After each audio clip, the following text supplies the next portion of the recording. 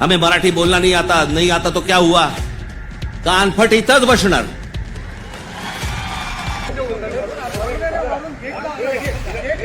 महाराष्ट्रामध्ये मुंबईमध्ये मराठीचा मान हा राखला गेलाच पाहिजे प्रत्येक आस्थापनेत.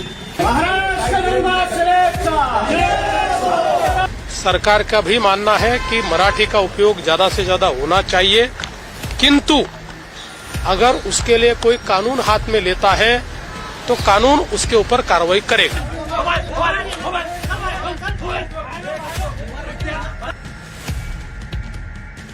अब परप्रांतियों की पिटाई नहीं करेगी राज ठाकरे की मनसे. क्या भाजपा के दबाव में राज ठाकरे ने रोका आंदोलन? आखिर क्यों बदल गए राज ठाकरे के तेवर?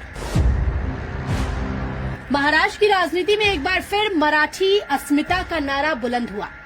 महाराष्ट्र नवनिर्माण सेना प्रमुख राज ठाकरे ने गुड़ी पाड़वा के अवसर पर मी मराठी अभियान का आगाज किया. मकसद था महाराष्ट्र में मराठी भाषा का सम्मान सुनिश्चित करना, लेकिन इस अभियान की राह आसान नहीं रही. राज ठाकरे ने अपने समर्थकों से ये साफ कह दिया कि जो लोग राज्य में मराठी बोलने से इनकार करते हैं उन्हें थप्पड़ मारने में संकोच न करें. ये बयान आग की तरह फैल गया. मनसे कार्यकर्ताओं की सक्रियता भी देखने को मिली, लेकिन राज ठाकरे का ये मी मराठी अभियान विवादों में घिर गया. इस बार राज ठाकरे का आंदोलन 2 दिन से ज्यादा नहीं चल पाया. कई तरफ से विरोध के स्वर उठने लगे. सवाल उठने लगा कि क्या मराठी भाषा के नाम पर हिंसा को जायज ठहराया जा सकता है.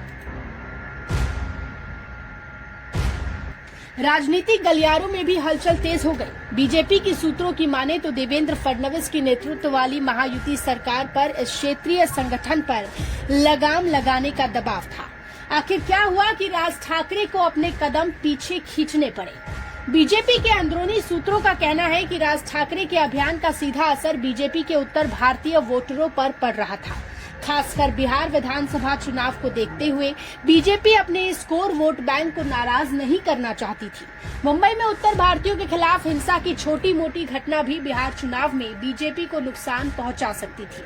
उत्तर भारतीय समुदाय का प्रतिनिधित्व करने वाले बीजेपी नेता ने गणेश चतुर्थी के 10 दिनों के उत्सव में गैर मराठियों की सक्रिय भागीदारी का हवाला दिया. उनका तर्क था कि जिस राज्य में कोई बसता है उसकी संस्कृति, भाषा और व्यवस्था को अपनाना स्वाभाविक है. किसी को मराठी सिखाने के लिए उस पर हमला करने की जरूरत नहीं है. आखिरकार राज ठाकरे नरम पड़ गए. उन्होंने अपनी पार्टी के कार्यकर्ताओं से कानून को हाथ में न लेने की अपील की.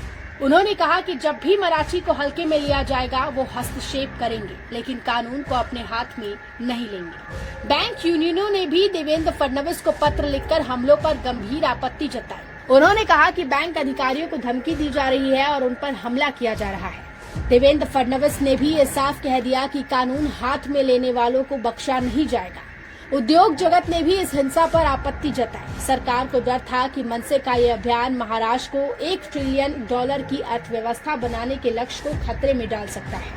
निवेशकों के लिए राज्य में अनुकूल माहौल बनाए रखना जरूरी था.